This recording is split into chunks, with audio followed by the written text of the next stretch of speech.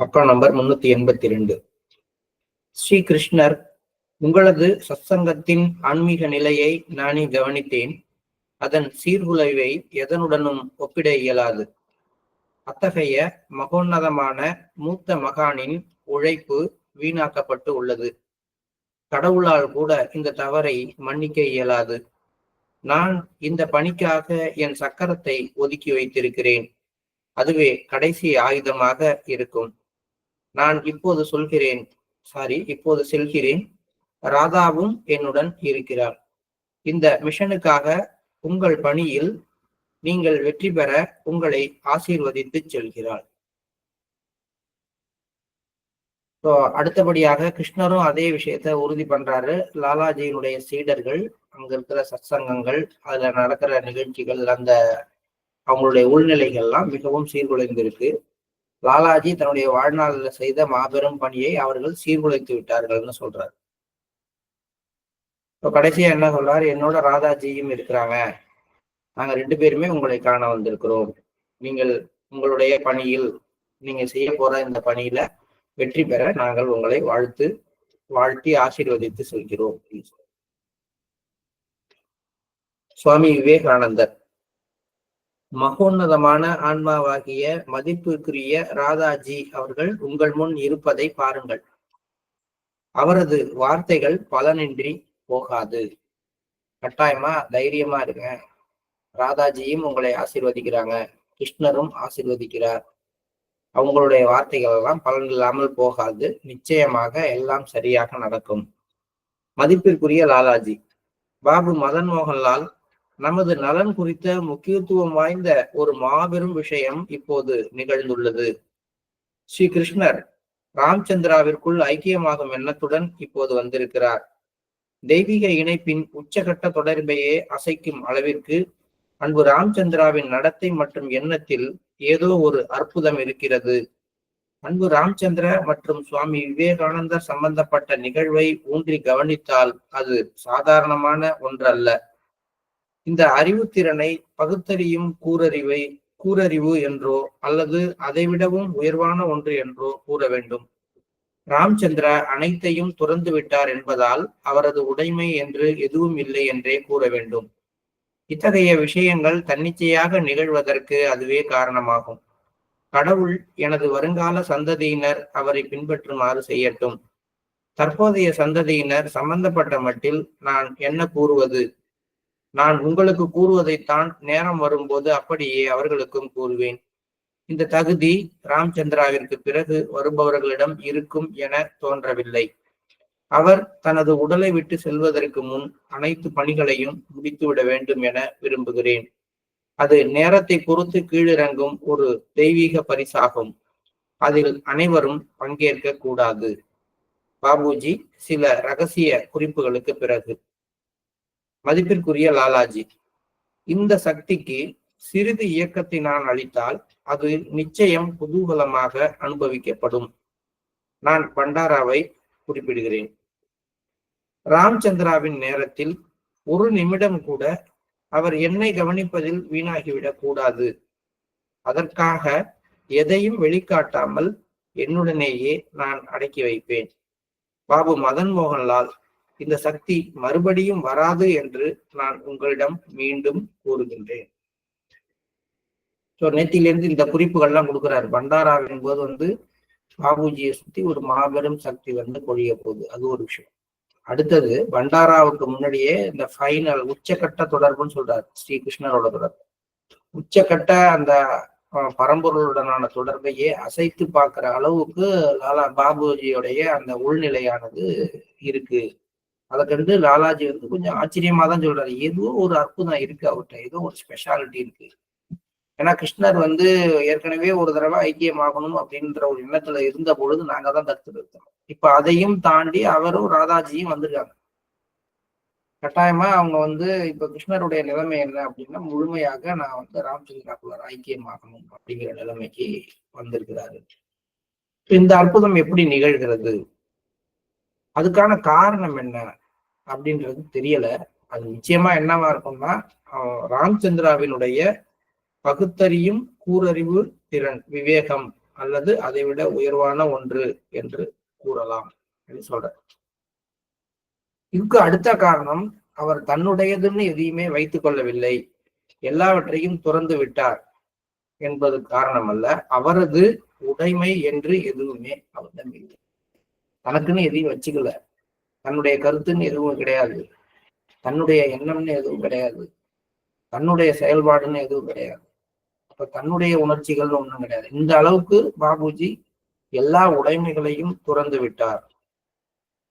அதனாலதான் இது போன்ற உன்னதமான விஷயங்கள் தன்னிச்சையாக தானாகவே நிகழ்கின்றன. இதற்காக தவம் இருக்கிற முனிவர்கள்லாம் இருக்கிறாங்க. கிருஷ்ணரை ஒரு தடவை பார்த்துட்டா போதும், உங்களுடைய தரிசனம் கிடைச்சா போதும்னு தவம் இருக்கிற முனிவர்கள்லாம் இருக்கிறாங்க. ஆனா அவர்களுக்கெல்லாம் கிடைக்காதது, அவரே வழியே வந்து இவரோடு உள்ளுக்குள்ளார கரையிறேன் அப்படின்னு வர்றாரு. இதுக்கு என்ன காரணம்? இதுதான் காரணமாக இருக்க முடியும் அப்படின்னு சொல்றாரு. சொல்லிட்டு இப்படிப்பட்ட ஒருத்தர் இருக்காரே. அடுத்தபடி லாலாஜியுடைய பிரேயர் எப்படி இருக்குன்னா, என்னுடைய வருங்கால சந்ததியினர் அவரை பின்பற்றுமாறு கடவுள் அருள் புரியட்டும். உண்மையான ஒரு குருவுக்கு அதுதானே. ஏதாவது ஒரு நல்ல விஷயம் நடக்குதுன்னா என்னுடைய சீடர்கள் தான் போய் சேரணும், அதான குருவினுடைய எண்ணம். அது மாதிரிதான் அவரும் சொல்றாரு. என்னுடைய இப்போதைய பிரார்த்தனை என்னன்னா, என்னுடைய வருங்கால சந்ததியினர், வருங்காலத்துல சகஜ மார்க்கத்துக்கு வர்றவங்க எல்லாரும் அவரை பின்பற்றுபவர்களாக மாறட்டும். என்னுடைய சீடர்கள் எல்லாம் அவரை பின்பற்றுபவர்களாக மாறட்டும். இப்ப இருக்கவங்களை பத்தி என்ன சொல்றது? இப்ப இருக்கவங்களை பத்தி நான் என்ன சொல்ல முடியும்? அவங்கதான் 4-5 சதுரி கிடக்குறாங்க. ஒருவேளை அவர்களுக்கு என்னுடைய பேச்சை கவனிக்கிற நேரம் ஒன்று வரும் பொழுது, அதற்கான நேரம் வரும் பொழுது, இப்ப இருக்கிறவங்களுக்கும் ஏற்கனவே இருக்கின்ற மூத்த சீடர்களுக்கும் நான் இதே அறிவுரையைத்தான் சொல்லுவேன். அடுத்தபடி, இந்த பொக்கிஷமாக இருக்கக்கூடிய பாபுஜி அவர் தன்னுடைய உடலை விட்டு நீங்குவதற்கு முன்பு அனைத்து பணிகளையும் முடித்து விட வேண்டும். ஆனா இந்த மாதிரி திரும்பி ஒருத்தர் இறங்கி வருவார்னு சொல்ல முடியாது. உடலோடு இருக்கும் பொழுது இத்தனை சக்திகளை ஐக்கியமாக்கி கொள்ளக்கூடிய தகுதி உடையவராக ஒருத்தர் திரும்பி பூமிக்கு வருவார்னு சொல்ல முடியாது. அதனால தன் உடலை விட்டு வரும் முன் அவர் நிறைய பணிகளை முடித்து விட்டு வர வேண்டும். ஏன்னா இது ஒரு டிவைன் கிஃப்ட்.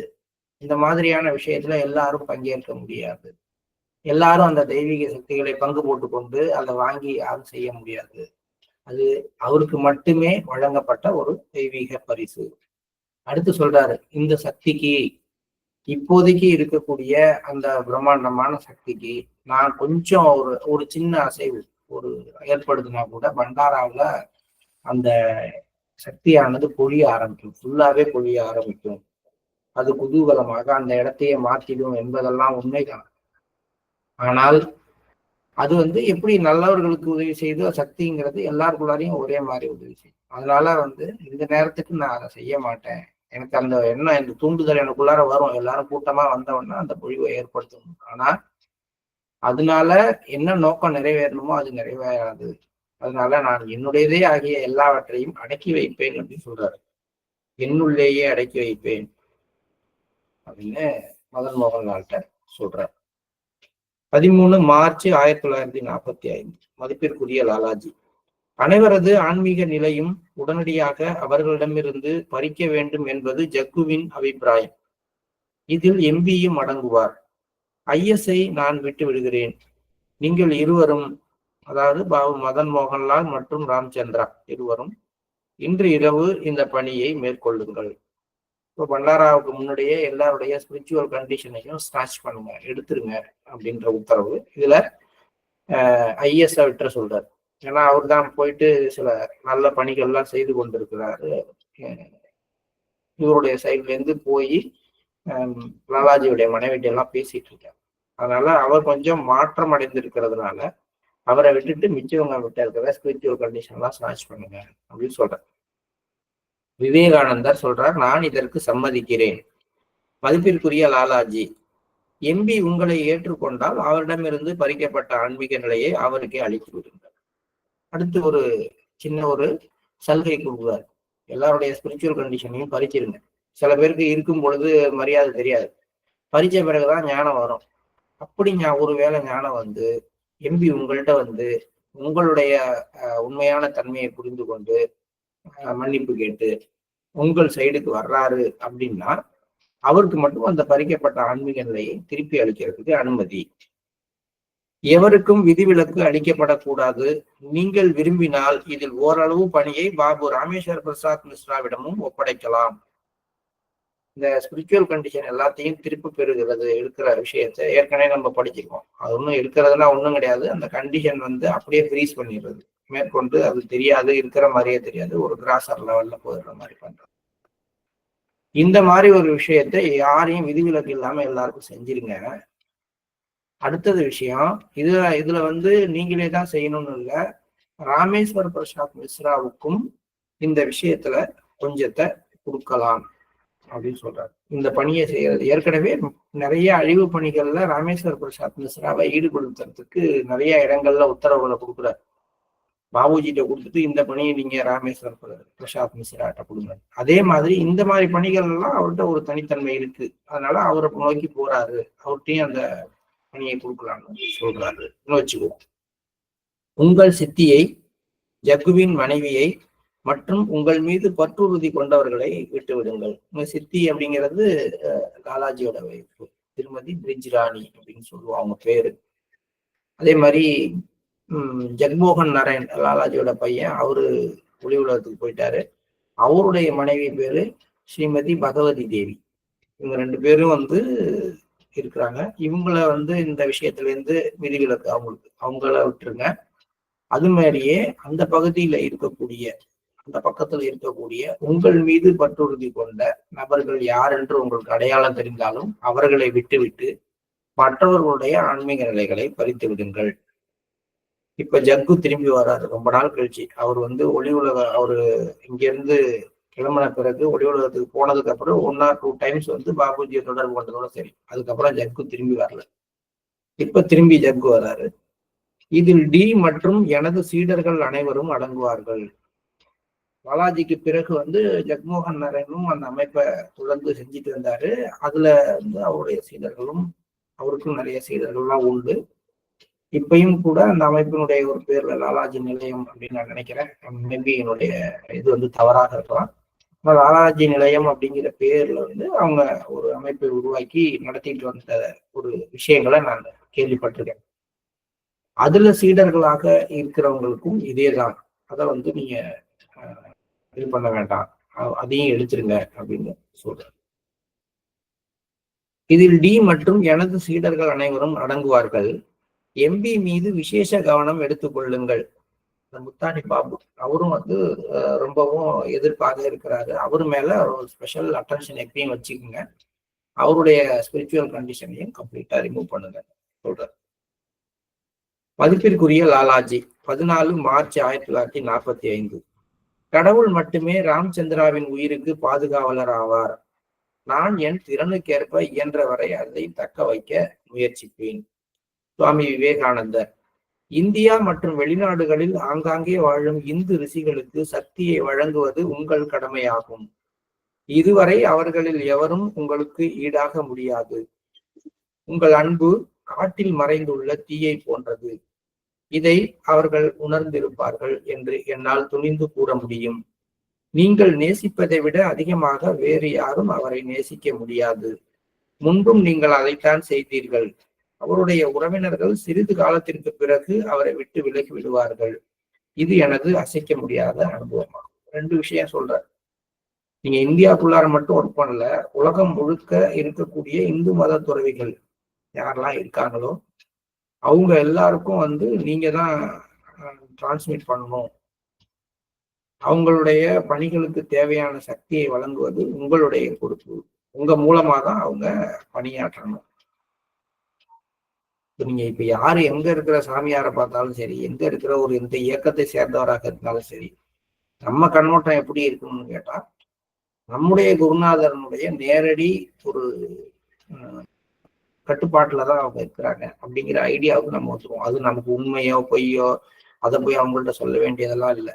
ஆனா அந்த 1944 விஸ்வர்ஸை படிக்கும் பொழுது எல்லா பொறுப்புகளும் பாபுஜி கிட்ட வருது அப்படிங்கும் பொழுது அந்த கனெக்ஷன் மட்டும்தான் இருக்க போகுது அப்படிங்கும் பொழுது இது சம்பந்தமாக எங்கெல்லாம் அது உண்மையாக இருந்தாலும் சரி, பொய்யாக இருந்தாலும் சரி, பொய்யான மத குருமார்களாக யாராக இருந்தாலும் சரி, அவங்களுக்கு ஏதோ ஒரு விதத்துல ஒரு ஸ்பிரிச்சுவலா இன்க்ளினேஷன் வருது அப்படின்னாலே ஏதாவது ஒரு விதத்துல அவங்க இதோட தொடர்புடையவர்களாக மாறி விடுவார்கள் பின்னாடி அப்படின்னு நம்ம எடுத்துக்குவோம். இது நமக்கு என்ன பண்ணும் அப்படின்னா, துவேஷங்கள் இல்லாம மற்ற இயக்கங்கள் அப்படின்னு பார்க்காம, மற்ற மதங்கள் அல்லது வேற விதமான வழிமுறைகளை பின்பற்றுபவர்கள் அப்படின்னு நினைக்காம நம்மளால எல்லாரையும் சகோதர சகோதரிகளாக நினைக்கிறதுக்கு இந்த நிகழ்வு வந்து நமக்கு உதவும். அடுத்து இதுலயே இன்னொன்னு சொல்றாரு, லாலாஜியுடைய மனைவி அவங்க வந்து கட்டாயமா உங்களுடைய அன்பை புரிந்து கொள்வாங்க. நீங்க எப்பொழுதுமே அவரை நன்றாக ஒரு தாய் போல நேசித்து வந்திருக்கிறீர்கள். அதனால கட்டாயம் அவர்கள் உங்களை நன்றாக புரிந்து கொள்வார்கள். இப்ப அவங்களை சுத்தி இருந்து அவங்கள்ட்ட தவறான தகவல்களை கொடுக்கின்ற அவருடைய உறவினர்கள் எல்லாம் கொஞ்ச நாள் கழிச்சு அவரை விட்டு விலகிடுவாங்க. இதுதான் என்னுடைய அனுபவம்ங்கிறார், நம்பிக்கைன்னு சொல்ல. இதை நான் நிறைய இடத்துல பார்த்துட்டேன். இதுதான் என்னுடைய அனுபவம். இடைநிறுத்தம். சுவாமி விவேகானந்தர், ஸ்ரீ கிருஷ்ணர் உங்கள் முன் அமர்ந்திருந்த போது நீங்கள் உங்கள் பங்கை மிக சிறப்பாக ஆற்றினீர்கள். அது அந்த நேரத்திற்கான தேவையாக இருந்தது. நான் உங்களை காப்பாற்ற அங்கு இருந்தோம். நாங்கள் உங்களை காப்பாற்ற அங்கு இருந்தோம். ஸ்ரீ கிருஷ்ணர் மிக உயரிய அதிகாரம் படைத்தவர் என்பதை எவராலும் மறுக்க இயலாது. உங்களுக்கு அளிக்கப்பட்டதில் ஒரு பகுதியை நாங்கள் கைப்பற்றி கொண்டோம். நீங்கள் சரீரத்தை நீத்த பிறகு அதற்கான தேவை ஏற்படும் நேரத்தில் உங்களுக்கு அளிப்பதற்காக நாங்கள் அதை வைத்திருக்கிறோம். நீங்கள் உங்களையே திறந்து கடவுளின் உலகங்களின் ஒவ்வொரு துகளிலும் உங்களை பரவச் செய்து மிக சிறப்பாக செயல்பட்டீர்கள்.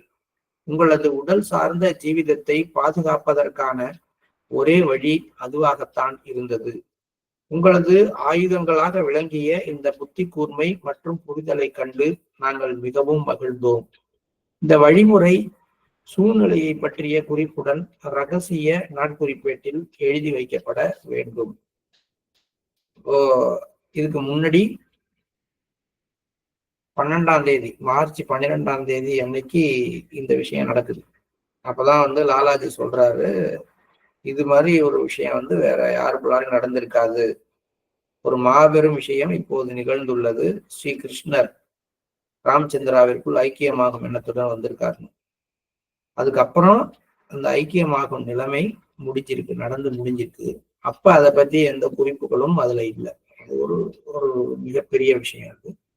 அது எப்படி நடந்தது அப்படிங்கிறத சுவாமி விவேகானந்தர் சொல்றாரு. எப்படி கிருஷ்ணருடைய ஐக்கியத்தை அவரால் பாபுஜியால தாங்க முடிந்தது அப்படிங்கிறது. ஏன்னா இதுக்கு முன்னாடியே ஒரு தடவை அது மாதிரி வரும்போது லாலாஜியும் சுவாமி விவேகானந்தரும் பிரேயர் பண்ணி பாபுஜியோடைய உடல் அதை தாங்காது, அதனால அவருடைய சக்தி களஞ்சியத்தை மட்டும் கொடுங்க அப்படின்னு வாங்கிக்கிட்டு முழுமையான ஐக்கியம் நடக்கிறத தள்ளி போட்டாங்க.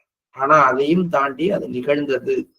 பொழுது அது நிகழ்றதுக்கு எப்படி சாத்தியமானது, பாபுஜி என்ன ஒரு டெக்னிக்கை பயன்படுத்தினாரு. ஏன்னா கிருஷ்ணர் மாதிரியான ஒரு உச்சநிலை அதிகாரம் படைத்த ஆன்மா அப்படியே வந்து ஐக்கியமாகணும்னா அதை ஏற்றுக்கொள்கின்ற அளவுக்கு பாபுஜி அதை என்ன டெக்னிக்கை பயன்படுத்தி செஞ்சாரு அப்படிங்கிறத விவேகானந்தர் சொல்றாரு. எப்படி நடந்தது அப்படின்னா, நீங்கள் உங்களையே திறந்து கடவுளின் உலகங்களின் ஒவ்வொரு துகளிலும் உங்களை பரவச் செய்து, உலகத்தின் இந்த உலகங்களின் ஒட்டுமொத்த பிரபஞ்சம் முழுவதும் கடவுளுடைய உலகங்கள் எது எதெல்லாம் இருக்கோ அத்தனையிலையும் அவங்களுடைய துகள்களை பரவச் செய்து விரிவடைகிறார் பாபுஜி. அதன் பிறகு வந்து அப்படியே கிருஷ்ணரை உள்ளுக்குள்ளார வாங்கிக்கிறார். எதெல்லாம் அவரு கிருஷ்ணர் எங்கெல்லாம் இருக்கிறாரோ அங்கெல்லாம் தான் முதல்ல பரவிட்டார். இதுதான் வந்து ஒரு சூட்சுமம். இப்படிதான் இதை வாங்கணும்னு யாரும் அவருக்கு சொல்லி தரல. ஆனால் இது தன்னிச்சையாக பாபுஜியினுடைய அந்த புத்தி கூர்மையினால நடந்த ஒரு விஷயம். கடவுளின் உலகங்களின் ஒவ்வொரு துகளிலும் உங்களை பரவச் செய்து மிக சிறப்பாக நீங்கள் செயல்பட்டீர்கள். உங்களது உடல் சார்ந்த ஜீவிதத்தை பாதுகாப்பதற்கான ஒரே வழி அதுவாகத்தான் இருந்தது. உங்களை பாதுகாத்த ஆயுதம் எதுன்னா இந்த புத்தி கூர்மை மற்றும் புரிதல். வந்திருக்கிறது யாரு, அவருடைய அந்த ஒரு வீரியம் என்ன அப்படிங்கிறத புரிந்துகின்ற தன்மை, அதுக்கேற்ப சரியாக நடத்துக்கிட்ட அந்த புத்தி கூர்மை, இந்த சரியான புரிதல், அதுதான் வந்து இங்க ஃபர்ஸ்ட் விஷயம். அடுத்தது கரெக்ட் திங்கிங், சரியான ஒரு சிந்தனை, என்ன செய்யணும் அப்படிங்கிறத பற்றிய சிந்தனை. இது ரெண்டும் அவர்கிட்ட இருந்துச்சுன்னு விவேகானந்தர் பாராட்டுறார். அதோடு கூடவே இன்னொன்னு செய்யறாங்க. கிருஷ்ணர் கொடுத்த எல்லாத்தையும் கொடுக்காம கொஞ்சத்தை நாங்க எடுத்து வச்சுக்கிட்டோம், நேரம் வரும்போது கொடுக்குறோம் அப்படின்னு சொல்றோம். இது வீட்டுல அம்மா அப்பா எல்லாம் செய்யறது தானே. அதாவது நிறைய சாக்லேட் வாங்கி கொடுத்தா எல்லாத்தையும் நம்மள்கிட்ட கொடுத்துறது கிடையாது. இல்லை ஒரு 4 ட்ரெஸ் ஒரே நேரத்துல வருது ப்ரெசன்டேஷன் பர்த்டேக்கு, அதுக்குன்னா ஒரு 2 எடுத்து பீரோவில் வச்சுக்கலாம், அப்புறம் பார்த்துக்கலாம், நீ இது 2 போடு. கொடுக்க கூடாது அப்படிங்கிறது அல்ல, அது ஒரு நேரத்துக்காக ஒதுக்கி வைக்கப்பட வேண்டும் அப்படிங்கிற ஒரு உள்ளுணர்வுல எல்லாத்துலயும் ஒரு கண்ட்ரோல் இருக்கதான் செய்யுது. என்னதான் அன்பு இருந்தாலும், என்னதான் எங்களால ஒன்றும் பண்ண முடியாது, அந்த அளவுக்கு ராமச்சந்திரா எங்களை கண்ட்ரோல் பண்ற கண்டிஷன் இல்லாம போயிட்டு இருக்காரு அப்படின்னு அவங்க சொன்னாலும், அதை தாண்டிய ஒரு கண்ட்ரோல் அவங்கள்ட்ட இருக்கு. அதனாலதான் இதை செய்யறாங்க. இதுவும் பாபுஜியினுடைய நன்மைக்காகவே செய்யப்படுகின்றது. என்ன பண்ணுவாங்க, இந்த ஒரு 4-5 நாள் கழிச்சு எங்களால தாங்க முடியல, இது எங்களால வச்சுக்க முடியாது, பாபுஜியினுடைய அந்த ஒரு தன்மை இதை திருப்பி அவர்கிட்ட கொடுக்க சொல்லி கட்டாயப்படுத்துன்னு ஏதாவது சொல்லிட்டு திருப்பி கொடுத்துட போறாங்க. இதான நடக்கும், இதான வரிசையா நடந்துட்டு இருக்கு, இது வரைக்கும் இதான் நடக்கும். ஆனாலும் இந்த கட்டுப்பாடுகள் எல்லாம் அவர்கள் பாபுஜி மேல கொண்டிருக்கிற அக்கறையை தான் காட்டு.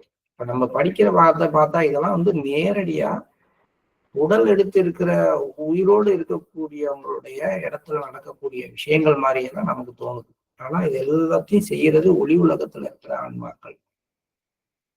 பூமியில இருக்கும் போதே எந்த சொந்த பந்தமும் இல்லை, எது மேலேயும் பற்று இல்லைன்னு கிளம்பி போன இவங்கெல்லாம் ஒரே ஒரு நபர் மேல இவ்வளவு பற்றோட, இவ்வளவு அன்போட, அவருடைய பாதுகாப்பு, அவருடைய வாழ்நாள், அவருடைய ஆயுள், அவருக்கு கிடைக்கிற மரியாதை, இதையெல்லாம் பத்தி யோசனை பண்றாங்க அப்படின்னா, அந்த ஆன்மீகம் அப்படிங்கிறது எப்படி தலைகீழா ஒரு மாற்றத்தை ஏற்படுத்துது. எல்லாத்தையும் துறந்தவர்களையே மீண்டும் எல்லாவற்றையும் செய்ய வைக்கிற அற்புதத்தை பாபுஜி நிகழ்த்தி காட்டியிருக்காரு. பாபுஜி பாபு மதன் மோகன்லாலுக்காக கூறப்பட்டது. மதிப்பிற்குரிய லாலாஜி, இந்த பௌதிக உடலை காப்பதற்கு இதைவிட சிறந்த வழிமுறை எதுவும் இருந்திருக்க முடியாது. அன்பு ராமச்சந்திராவின் உள்ளுணர்வில் இந்த விஷயம் தோன்றியது மிகுந்த மகிழ்ச்சியை அளிக்கிறது. ஒரு மாபெரும் பிரச்சனை என்னவெனில், என்னாலேயே சமநிலையை கடைபிடிக்க இயலாத அளவிற்கு இந்த அற்புதங்கள் ஒன்றன் பின் ஒன்றாக அவரிடமிருந்து வெளிப்படுகின்றன. ஆச்சரியமா இருக்கு. எனக்கே ஒரு பேலன்ஸ் இல்லை, நானே சில நேரங்கள்ல அதிர்ச்சி அடைகிறேன், ஆச்சரியப்படுறேன். அந்த அளவுக்கு இந்த மாதிரியான அற்புதமான எண்ணங்கள், அற்புதமான யுக்திகள் எல்லாம் பாபுஜியிடமிருந்து ஒன்றன் பின் ஒன்றாக வெளிப்படுகின்றன. இன்னைக்கும் அது போல ஒன்று நிகழ்ந்திருக்கிறது. நான் நிலை குலைந்திருந்த போது அவர் என்னருகே உடனடியாக வந்துவிட்டார். என் அருகாமையில் இருக்கின்ற அவரது இருப்பால் நான் ஏன் அமைதியை உணர்கிறேன் என்பதை என்னால் கூற இயலவில்லை. இதனால்தான் நான் முற்றிலும் திறந்த இதயத்துடன் வந்தேன். ஸ்ரீ கிருஷ்ணரால் கூட தன்னை வரையறைகளுக்குள் கட்டுப்படுத்திக் கொள்ள இயலவில்லை. கம்ப்ளீட்டா அந்த அன்புனால அவங்க எல்லாருமே ஷேட்டர் ஆயிட்டாங்க. ஆரம்பத்துல ஒரு குருவை தேடி ஒரு சீடன் போகும்போது சொல்ற அறிவுரை என்ன, யாரு பக்கத்துல போய் நீ உட்கார்ந்தா உன்னுடைய மனம் முழுமையாக அமைதி அடைகிறதோ, யார் பக்கத்துல இருக்கும் பொழுது அவருடைய இருப்பால் நீ அமைதியை உணர்கிறாயோ, அவரை உன்னுடைய குருவாக நீ கண்டறிந்து கொள்ளலாம்னு சொல்றோம். இங்க எல்லாமே தலைகீழா நடக்குது. தலைகீழ் தத்துவம்ங்கிறது சகஜ மார்க்கத்தோட அடிப்படை. குருநாதர் சொல்றார், லாலாஜி சொல்றார், நான் நிலை குலைந்திருந்த போது அவர் என் அருகில் வந்து விட்டார். அவர் வந்த உடனேயே அந்த தன்மையிலிருந்து நான் மாறி எனக்குள்ளார ஒரு அமைதி இருந்துருச்சு. அவர்கிட்ட வந்தாலே நான் அமைதி ஆயிடுறேன். இப்ப யாரு குரு, யாரு சீடர்? இதுதான் அன்பினுடைய அதீதமான ஒரு அற்புதம் அப்படின்னு சொல்லணும். அந்த அற்புதங்கள் என்றால் எப்படி எல்லாமோ நினைக்கணும். ஆனா ஒரு மிகப்பெரிய ஆன்மா அது தன்னுடைய சீடனை உருவாக்கி இங்க விட்டுட்டு வெளியில போயிட்டு ஒளி உலகத்துல இருக்கிற ஒரு ஆன்மா, அவர் சொல்றாரு, என் அருகில் பாபுஜியோட அந்த சூட்சும சரீரம் வரும் பொழுது நான் அமைதி அடைகிறேன். இது எப்படின்னா, வயசான காலத்துல தன்னுடைய பிள்ளைங்க திரும்பி வந்து பக்கத்துல உட்கார்ந்தாலே அந்த மரண படுக்கையில இருக்கக்கூடிய அந்த ஒரு பெற்றோர்கள் வந்து அப்படியே அமைதியாயிட்டாங்க. சும்மா உட்கார்ந்துடுறா போதும், கொஞ்ச நேரம் அமைதியா இருந்தா போதும், கையை பிடிச்சிக்கிட்டாங்கன்னா போதும். அதே சின்ன பிள்ளையா இருக்கும் பொழுது நமக்கு ஏதாவது ஒரு பயம்னா நம்ம அப்பா பக்கத்துல போய் நிற்குவோம், அம்மா பக்கத்துல போய் நிற்கும். இது இப்படியே தான் இதுலயும் நிகழுது. அதனாலதான் எனக்கு எப்பயுமே என்ன தோணுது அப்படின்னு கேட்டா, மாயை ஒன்றும் தனியா ஒன்றும் பெரிய விஷயம்லாம் கிடையாது. நம்மள மறைச்சு திரை போட்டு கீழே கொண்டு போற விஷயம்லாம் கிடையாது. எல்லா இடத்துலயும் ஒண்ணுதான் நடக்குது. தெய்வீகத்திலயும் அதுதான் நடக்குது. அதனுடைய ஒரு ரிஃப்ளெக்ஷன் தான் மாயையாவும் இருக்கு. ஏன்னா இங்க கொஞ்சம் கடினத்தன்மையோட கொஞ்சம் கீழ் நோக்கி நடக்குது இந்த விஷயங்கள்லாம். அங்க தூய்மையாக, மென்மையாக, மேல் நோக்கிய உணர்வோட விஷயங்கள் நடக்குதுங்கிறத தாண்டி இந்த உலகத்துல இருக்கிற எல்லாமே தெய்வீக தன்மையை தான் ரிஃப்ளெக்ட் பண்ணுது அப்படிங்கிறதுக்கு இவங்களுடைய நடவடிக்கைகள், இவங்களுக்குள்ளார நடக்கிற நிகழ்ச்சிகள், இவங்க பேசுற பேச்சுகள் எல்லாமே நமக்கு சொல்லித்தருது. சுவாமி விவேகானந்தர், இந்த விஷயங்கள் எனக்கு மிகவும் மகிழ்ச்சியூட்டுவதாக இருக்கின்றன. அதனால் என்னாலும் என்னை கட்டுப்படுத்திக் கொள்ள முடியவில்லை. நான் கூறியது போல என்னிடம் இருப்பவற்றை பண்டாராவிற்கு பிறகு அவருக்கு மாற்றி விடுகிறேன். இதுதான் சொன்னேன் நான். நாங்க எடுத்துக்கிட்டோம், வச்சுக்கிட்டோம் பாங்க, அப்புறம் எல்லாத்தையும் மாத்தி விட்டோம். ஏன்னா அவங்களால எதையும் வைத்துக் கொள்ள முடியாது, அம்மாவால வச்சுக்க முடியாது.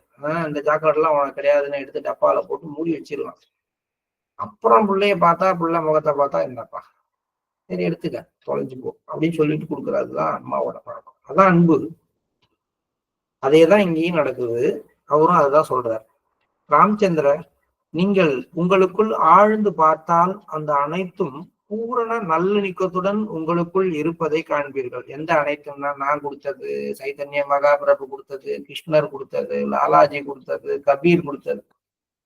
நீங்க உங்களுக்குள்ளார பாருங்க, எல்லாம் ஹார்மோனியஸா அப்படி அப்படியே எல்லா இடத்துலயும் இருக்கு. எல்லா சக்திகளும் மிகச்சரியாக அவையவை எங்கு இருக்கணுமோ அங்கே பெறப்பட்டு அமைதியாக உட்கார்ந்து கண்ணா பின்னான்னு இல்லை. உணர்ச்சி வசப்படுறவங்களா இருந்தா ஏதாவது ஒரு சக்தி முன்னாடி உந்தும், இதுதான் உந்துவோம். அப்படி இல்லை. அவை அனைத்தும் நல்லிணக்கத்துடன் உங்களுக்குள் இருப்பதை காண்கிறீர்கள். ஏன் இவ்வளவையும் கொடுத்துருக்கோம்? இந்த சக்திகள் உங்கள் வாழ்க்கைக்கு பிறகுள்ள பணிக்காக உங்களுக்கு வழங்கப்பட்டுள்ளன. அவ்வளவும் நீங்கள் உடலை நீத்த பிறகு, ஒளி உலகத்துக்கு வந்த பிறகு செய்கிற பணிகளுக்காக வழங்கப்பட்டிருக்கிறது. அனைவரும் சக்தியை உங்களுக்கு மாற்ற இருக்கிறார்கள். அதை அவர்கள் உடனடியாக செய்வதை நாங்கள் கட்டுப்படுத்தி கொண்டு இருக்கிறோம். உங்கள் குருநாதர் உங்களை இந்த தகுதிக்கு தயார் செய்திருக்காவிடில் இதற்கு நீங்கள் இந்த உலகத்தை விட்டு சென்றிருப்பீர்கள். இதற்குள் இப்படிலாம் உங்களை தயார் பண்ணது உங்களுடைய குருநாதர் தான். ஒருவேளை அவர் அது மாதிரி தயார் பண்ணாம உங்களை விட்டுட்டு வந்திருந்தா, ஒரே ஒருத்தர் இந்த மாதிரி சக்தியை டிரான்ஸ்பர் பண்ணா கூட அதை தாங்காம நீங்க உலகத்தை விட்டு செல்ல வேண்டிய சூழ்நிலை வந்திருக்கும். பல சக்திகள் ஒரு மனித உடலில் தங்கி இருக்க முடியாது. ஆனால் உங்கள் விஷயம் வேறுபட்டதாகும். அதை பற்றி உங்கள் வாழ்நாளில் நாங்கள் வெளிப்படுத்த விரும்பவில்லை. உங்களுடன் ஒப்பிட்டால் உங்களுக்கு மட்டுமே வழங்கப்பட்ட சக்திகளில் நாங்கள் ஒரு சிறிதளவு விரிவாக்கம் செய்தால் கூட எவராலும், அதாவது மிக உயரிய நிலையில் உள்ள முனிவர்களாலும் கூட அதை தாங்கிக் கொள்ள முடியாது. நீங்கள் அனுபவிக்கும் சக்திகளை பொறுத்த மட்டில் எங்கள் முன் இருக்கும் இந்த பிரச்சனை ஒன்றுமே இல்லை. சக்திகள் அழிவிற்கானவையாக இருக்கின்றன. நாங்கள் ஏன் அவற்றை விரிவடைய செய்யவில்லை என்ற கேள்வி எழுகின்றது. அதற்கான பதில் நீங்கள் திருமணமான ஒரு இல்லறத்தினர் என்பதாகும். அதனால அவற்றை நாங்கள் விரிவடை செய்யல. குடும்பம் நடத்தணும், உங்களுடைய மனவை மக்களோட இருக்கணும், உங்களுடைய குழந்தைகளை தொட்டு பேசணும். உங்க கைகள் கால்கள் எல்லாத்து வழியாகவும் வந்து சக்தி வழிந்து ஓடிட்டு இருந்தா எப்படி எல்லாரும் கிட்ட வர முடியும்? யாரும் பேச முடியும்? நீங்க எங்கேயாவது தனியா காட்டுலதான் இருக்கணும்.